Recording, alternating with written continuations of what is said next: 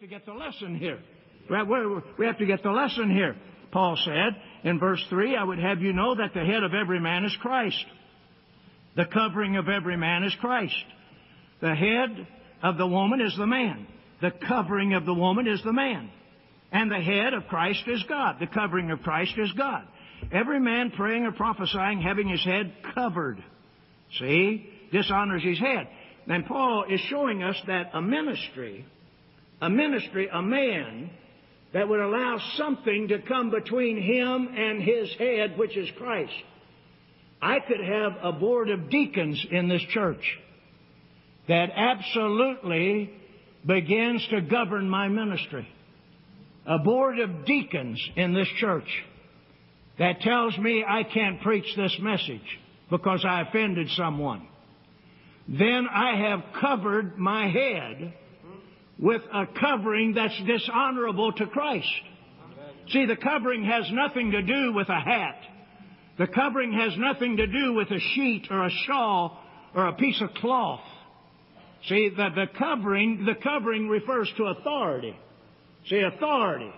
See, Christ has a covering or a head over him, and that's God. Christ is covered. There's someone that's over Christ, that covers Christ, that is an authority over Christ that he can submit to and labor under and be blessed as he submits to and works under that covering or that authority, which in Christ's stead happens to be God. See, for the head of the woman is the man, the head of man is Christ, and the head of Christ is God. And so Paul went on to say in verse 4, every man praying or prophesying having his head covered dishonoreth his head, because the head of every man is Christ. And if I allow something to cover my head besides the covering that God has already given me, which is Christ, then I'm dishonoring my head. See, every man praying or prophesying having his head covered dishonoreth his head. In other words, Christ is my head. And if I allow a covering to cover me or begin to tell me what I can preach, what I can't preach, begin to influence me, if a husband allows someone to influence him to ignore his home, his family, his God, and begin to live an ungodly lifestyle, then that husband has absolutely dishonored his head, Jesus Christ.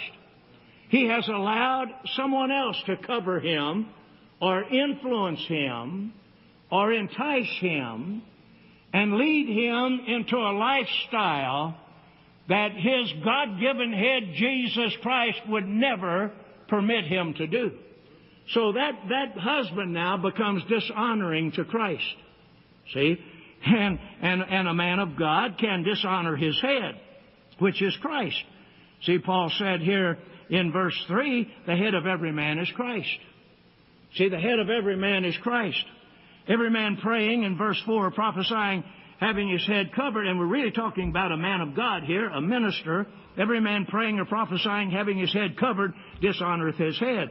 A real, true man of God cannot permit. There's no way that Paul could allow a board of deacons to tell him what he could preach, what he couldn't preach, where he could go, where he couldn't go, because Christ was Paul's head. Christ was Paul's covering. Then Paul went on to say in verse 5, but every woman that prayeth or prophesieth with her head uncovered dishonoreth her head, for that is even all one as if she were shaven. Now, Paul is still not talking about hair here. He said, every woman that prayeth or prophesieth with her head uncovered. Now, Paul has already said in verse 3, but the head of the woman is the man. Now, for a woman to pray or prophesy with her head uncovered, that means for a woman to function in religious activity without being delegated that authority, then she dishonors her head, which is the man. That would be like for a sister in this church to go across town or to one of these little neighboring cities and start holding prayer meetings. And you're doing that with your head uncovered. In other words, this man of God, the head of the woman is the man. This man of God has not authorized you to go to that little town and begin to hold prayer meetings in that home. And so when a woman prays or prophesying with her head uncovered, that means she has no spiritual authority to do what she's doing. But if someone in this church would be sent by me, delegated by me, to go to Ames, if a sister in this church was delegated by me to go to Ames every Friday night and hold a prayer meeting in another sister's home, then that sister could go and she could pray or prophesy because her head was not uncovered. In other words, she was under a covering. We have to get the lesson here. We have to get the lesson here. Paul said in verse 3, I would have you know that the head of every man is Christ. The covering of every man is Christ. The head of the woman is the man. The covering of the woman is the man.